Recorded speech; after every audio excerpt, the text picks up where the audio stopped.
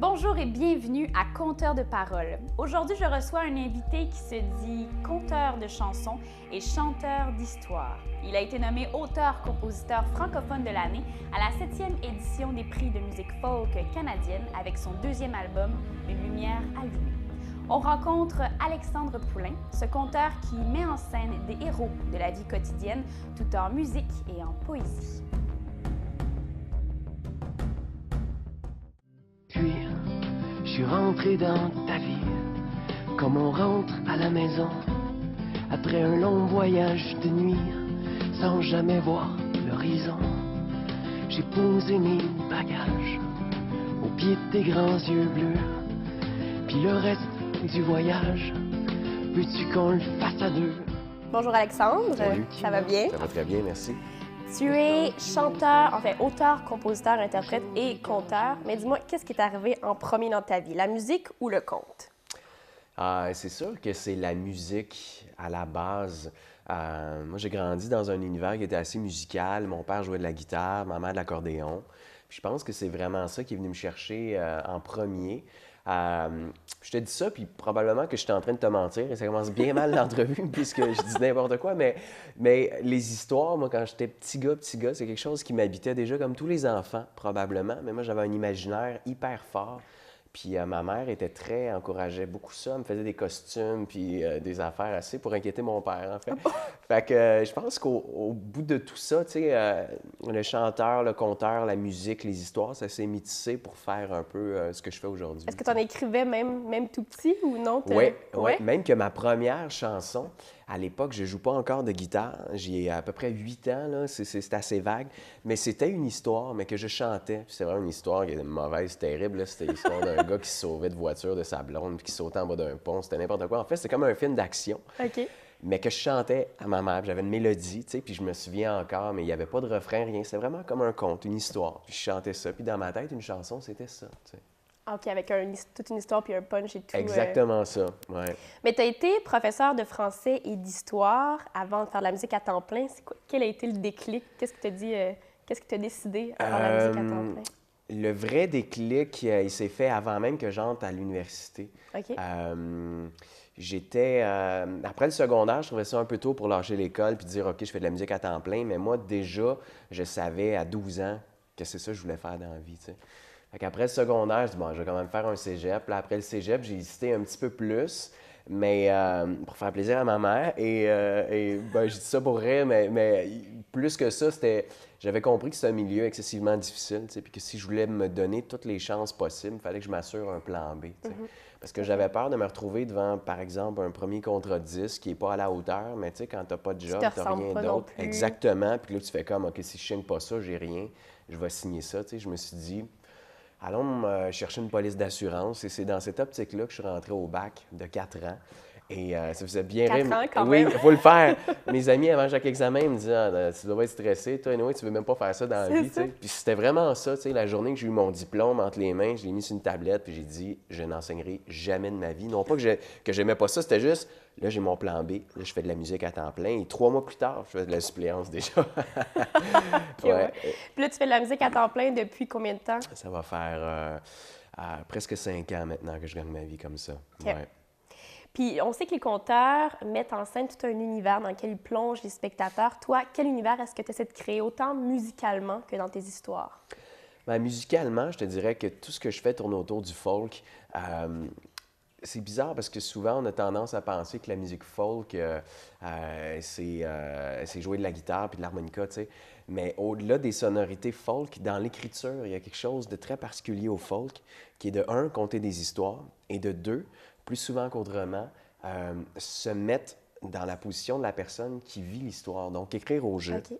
Et moi, j'écris beaucoup au jeu, et c'est un peu comme ça que Johnny Cash a entretenu la légende, qui avait fait de la prison, puis tout ça, parce que dès le départ, il chantait Folsom Prison Blues, puis il chantait Iron, et puis c'est sa vie tellement, parce qu'il chante au jeu, alors qu'il n'avait jamais fait de prison, il en a fait plus tard, mais pas à ce moment-là, tu sais.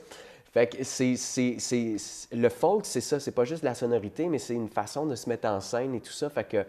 Mais ça collait aussi à ta personnalité, Tellement. ça collait à toi. Oui, puis je trouve ça beaucoup plus facile de chanter au jeu pour connecter avec mes émotions, puis de, tu sais, je pense que pour un spectateur, tu te sens beaucoup plus interpellé quand la personne te dit il m'est arrivé ça, puis il m'est arrivé ça. Puis après, je me suis senti de même que si le gars te dit j'ai connu un gars qui est arrivé ça, puis déjà, t'es comme bon, ouais, sûrement. C'est moins toi. Ouais. C'est ça, exact. T'sais.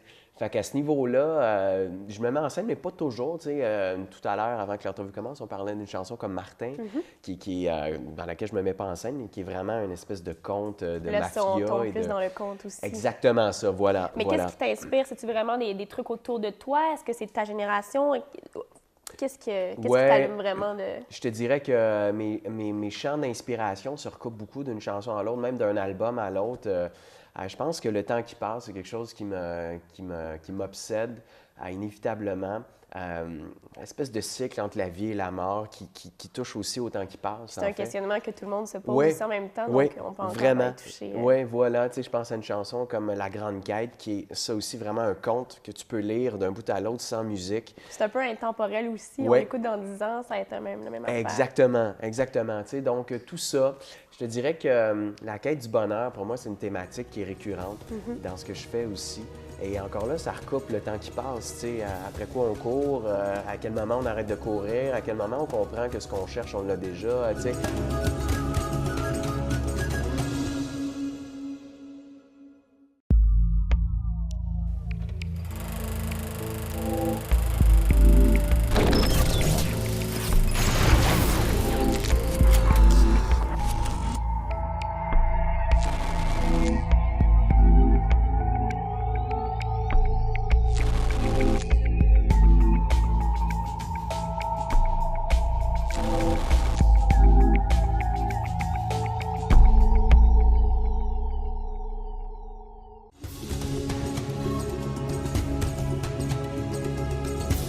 Mais tu es quand même un grand observateur parce que dans beaucoup de tes chansons, c'est des personnages que, oui, on fait « Ah oui, c'est vrai, on connaît quelqu'un comme ça », puis mettons, je pense à Roméo et Ginette, qui est dans la tête. Oui, exact. Donc, il faut que tu observes quand même un peu autour de toi en même temps. C'est là que je puise la majorité de mon inspiration. C'est moi, être assis un après-midi de temps dans un petit café à regarder les gens qui passent, les gens qui vivent. C'est pas une après-midi de perdu. C'est enrichissant. Oui, c'est une après-midi remplie d'idées de chansons. Voilà. Absolument. Ouais. Mais justement, dans tes spectacles, en fait, tu expliques souvent entre les chansons, tes inspirations. J'aimerais ça que tu nous en fasses quelques-unes. 2 ou 3. Deux ou trois? Une ou deux de bord. OK, mais écoute... Mais si je te dis... Ouais, vas-y, voir. Bon, si je te dis Entre chien et loup. Entre chien et loup, tu vois... On a fait l'amour sans servitude, au moins des milliers de fois, quelquefois par habitude. C'est bien peu pour toutes ces fois. Comme tout le monde, on s'est battu, à grands coups de phrases qu'on pensait pas, pour regretter les mots trop crus et pour se pleurer dans les bras, dans les bras. T'as entièrement raison. Tout d'abord, quand tu dis que je présente beaucoup mes chansons, ma première tournée s'appelait Conteur de chansons, chanteur d'histoire. Donc, tu vois, pour Entre chien et loup, l'histoire commence parce que je vais t'avouer quelque chose de bien simple. Moi, j'ai énormément de difficultés à écrire des chansons d'amour. Je trouve que c'est vite quétaine et puis je suis très fragile. En tout cas, tu as réussi ton coup avec celle-là. Tant mieux. Mais écoute, c'est fou parce que je fais une chanson d'amour par album. J'avais La Prière sur le premier album. C'est vrai, j'ai Entre chien et loup sur le second. C'est vrai. Et puis, cette histoire-là est née pendant un reportage à Radio-Canada sur le centenaire du Canadien de Montréal. Explique-moi ça. Oui, tu vas voir. C'est pas que je suis en amour avec le Canadien, un peu, mais pas tant que ça. Mais non, c'est que je suis tombé sur un reportage où il repassait en revue les 100 ans du Canadien. Puis il y avait une entrevue avec un très, très vieux monsieur qui racontait la toute première fois où il avait vu une game de hockey à la télé. Okay. Puis là, il se met à nous raconter. Puis le monsieur, il est vieux, là, tu sais. Puis je suis de même dans mon salon, puis je l'écoute, il est passionnant. C'est beau tellement il est vieux. Oui, c'est déjà un conte en soi, tu sais. Puis il raconte que son père était rentré dans la maison familiale avec une espèce de boîte carrée, avec des pitons, puis un miroir qui marchait pas, en fait, puis il comprenait pas trop c'était quoi. Il avait mis ça sur le buffet, puis il avait dit à tous les enfants de la maison, allez vous habiller, comme si on s'en allait à la messe. Puis il dit, moi, j'étais haut de même, j'étais allé dans ma chambre avec mes sœurs, on s'est toutes mis beau, on s'est assis dans le salon. Puis à peu près comme 15 minutes avant que la game commence, son père est arrivé dans le salon, il a branché la TV, puis son père, il avait mis son habit de noces avec son chapeau. Puis il a dit à toute la famille, avant d'ouvrir la TV, comme ça, habillé de même, il n'y a pas personne au forum à soir qui pourra dire que parce qu'on est pauvre, On ne sait pas se tenir. Parce que le monsieur était convaincu que tout le monde que lui allait voir dans la TV, ce monde-là allait le voir dans son salon, lui, tu sais. Puis c'est là, en fait, que la chanson est née, parce que je me suis dit, quand tu partages un grand amour, pour vrai, là, tu sais, puis que tu parcours 40, 50 ans avec une même personne, tu ne fais pas juste t'aimer au quotidien, mais tu vois le progrès arriver, tu partages des inventions. Je pensais à cette génération-là qui ont vécu avec des chevaux dans la rue, puis qu'un jour, ils envoient un homme sur la Lune. Ils se retrouvent avec la télévision. La après. télé qui remplace la radio, tout ça, tu sais, d'avoir fumé la cigarette, de ne pas savoir que ça tue, toutes les modes, que tu regardes les photos, puis tu ris, puis tu dis, mon Dieu, tu te souviens-tu, on s'habillait de même, puis tu es rendu vieux, puis tu n'as plus rien.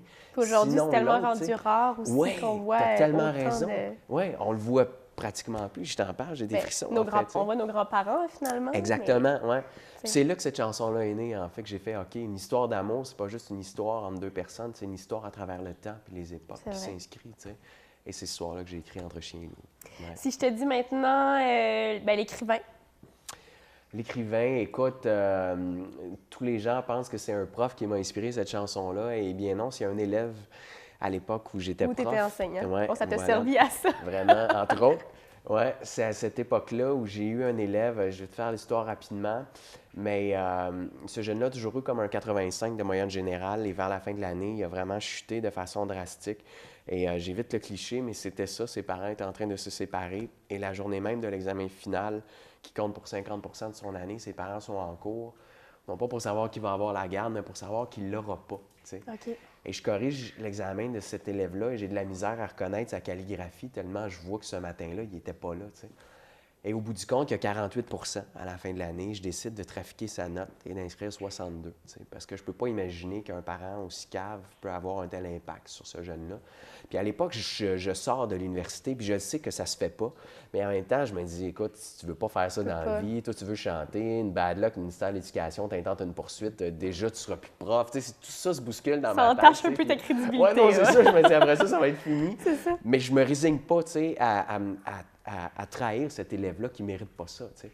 Fait que j'efface le 48 je mets 62, j'en parle pas à personne, puis j'essaie d'oublier ça, tu sais. Et puis 8 ans plus tard, cet élève-là m'a retrouvé sur Facebook, puis OK. il m'a écrit un courriel tout simple. Vive qui les disait- réseaux sociaux, Juste, alors. ouais, mais c'est fou comment ça amène autre chose aussi, tu sais. Il m'a juste écrit, écoute, je voulais te dire que si j'avais échoué mon français de secondaire 5, si c'était déjà décidé, j'aurais abandonné l'école. Et puis aujourd'hui, c'est une journée spéciale pour moi parce que je viens de recevoir ma maîtrise à l'université. Et c'est là que j'ai compris que j'avais fait la bonne chose et que j'ai eu envie d'écrire une chanson sur Là-dessus. un prof qui croit plus en son élève que l'élève en lui-même. Et c'est ce soir-là que l'écrivain est né, ouais. Quelquefois, dans tes chansons, ben, tu prends position. Mettons, je prends La petite Rosalie qui parle des jeunes de la rue, Ouais. ou encore les chansons La voyante, bipolaire qui parle des problèmes de société. Est-ce que ça a une réelle portée? Est-ce que tu vois la différence avec les gens qui t'écoutent? Est-ce que...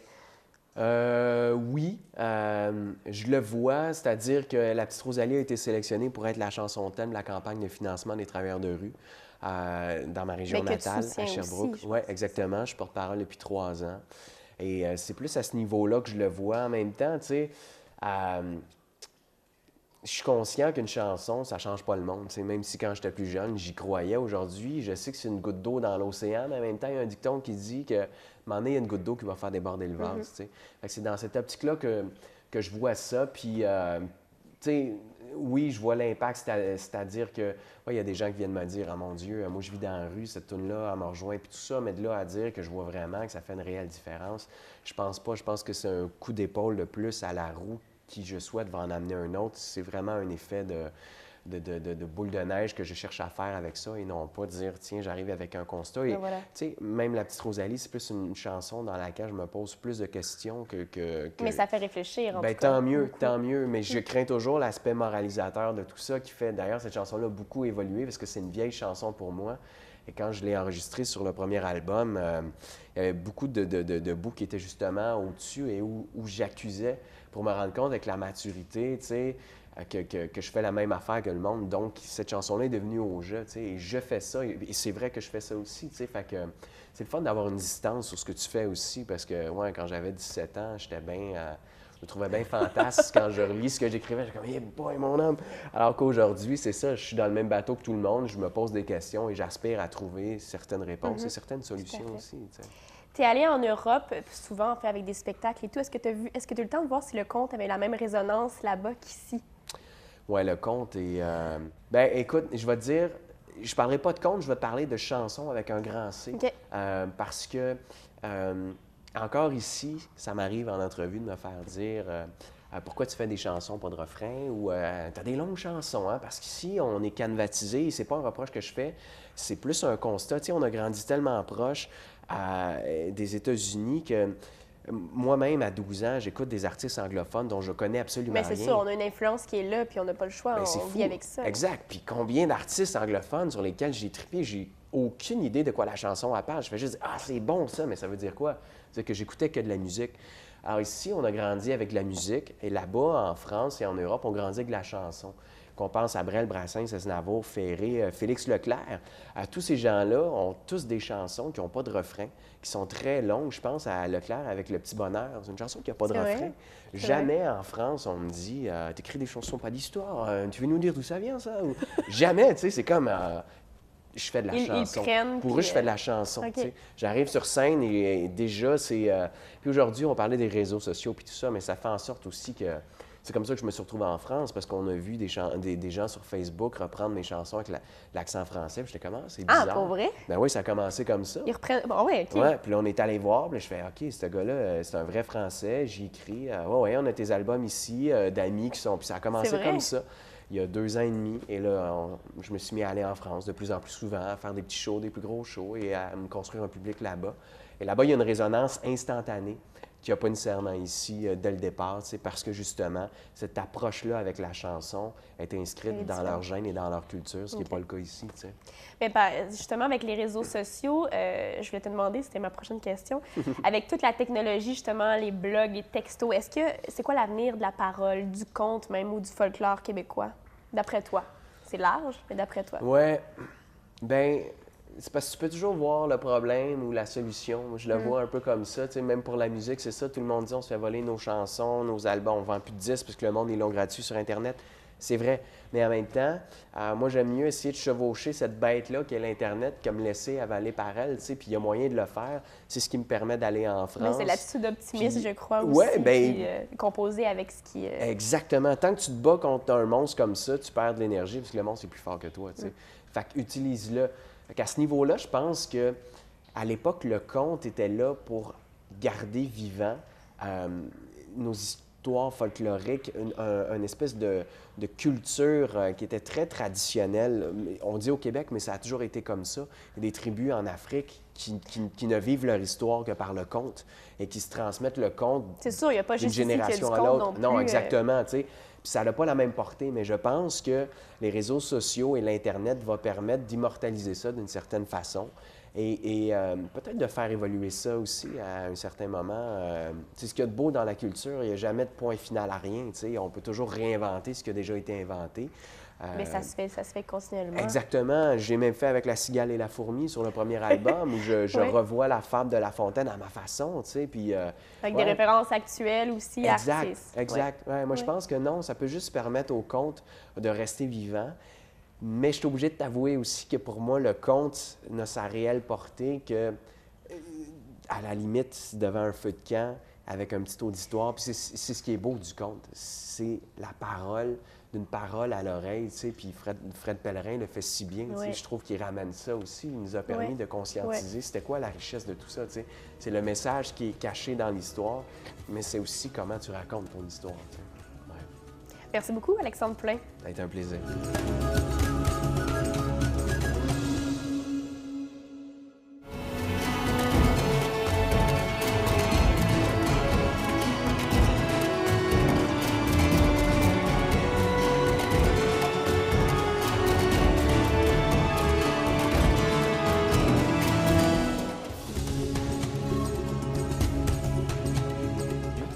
Alors, la chanson que j'ai envie de vous faire ce soir, ça s'appelle L'écrivain, qui aurait aussi pu s'appeler Le conte du crayon magique. Et cette chanson-là est née à l'époque où j'étais professeur au secondaire. J'enseignais le français de secondaire 5.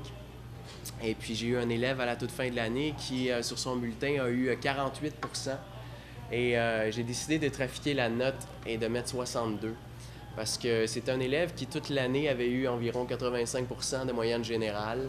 Et je vous évite tous les détails, mais tristement, vers la fin de l'année, ses notes ont chuté, ses parents étaient en train de se séparer. Et la journée même de son examen final, qui compte pour 50% de l'année au complet, ses parents sont en cours, non pas pour se chicaner pour avoir la garde, mais pour se chicaner pour savoir qu'il ne l'aura pas.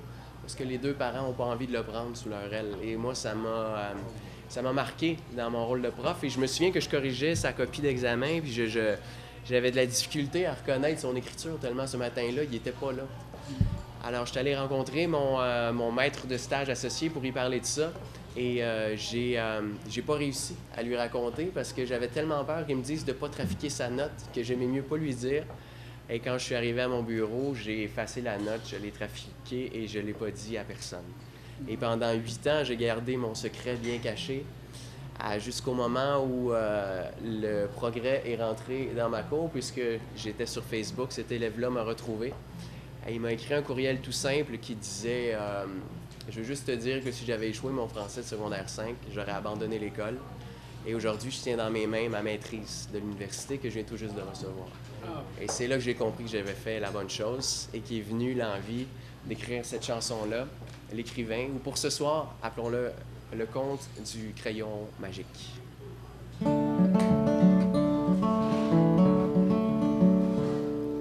J'ai grandi pas loin d'ici, dans le 3e arrondissement, où les rêves se font endormis.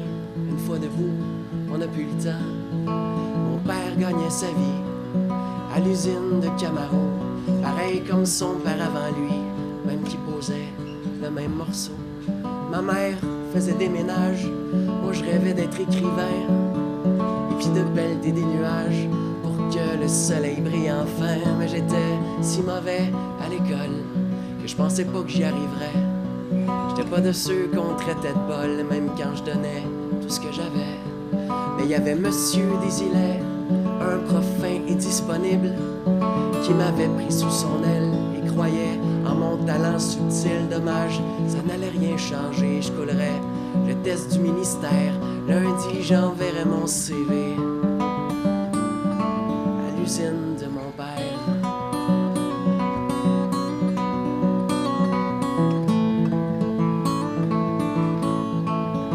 Mais la veille de l'examen final, le bon monsieur Desilets m'a tendu un crayon banal roulé dans un velours épais. Et puis, tout en fixant ma main, il a dit « Ce crayon-là, il est magique. Prends-le demain pour l'examen.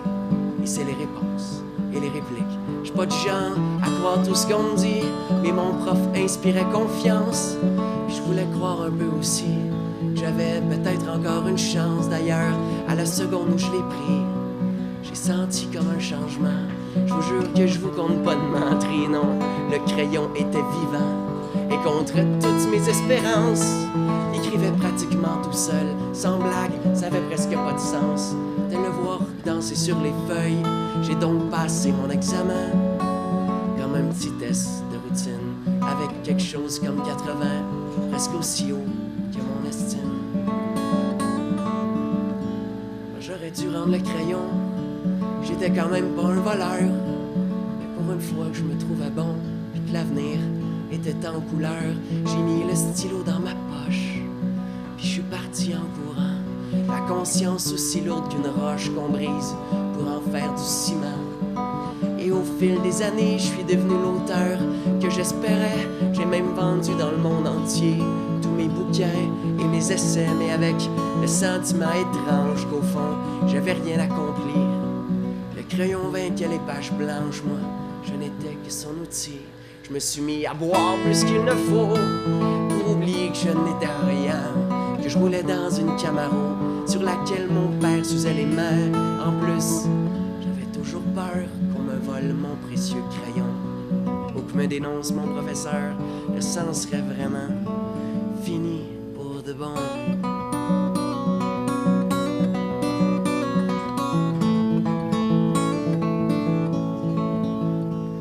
Il m'a retrouvé hier soir à une séance de dédicace.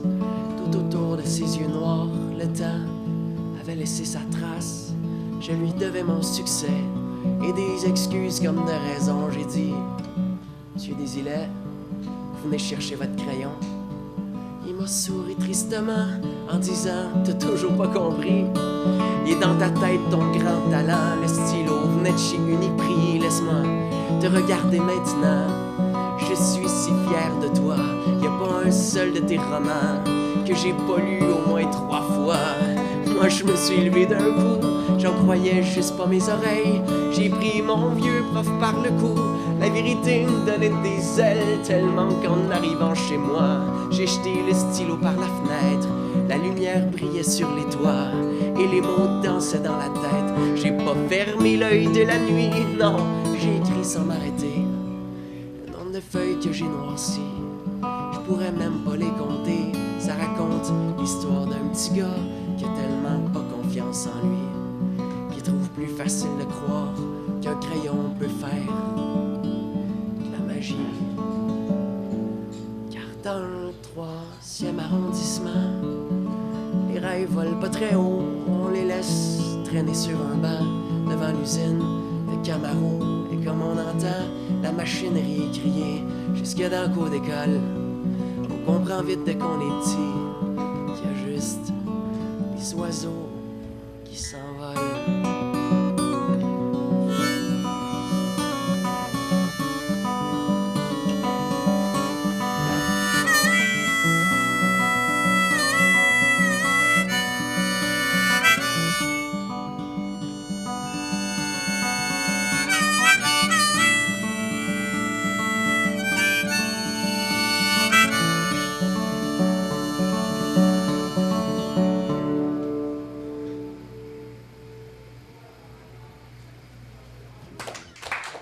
Pour en savoir plus sur Alexandre Poulain, je vous invite à visiter son site web alexandrepoulain.com. Quant à nous, eh bien, on est de retour la semaine prochaine pour faire incursion, encore une fois, dans de traditionnelles soirées de contes. Je vous y attends.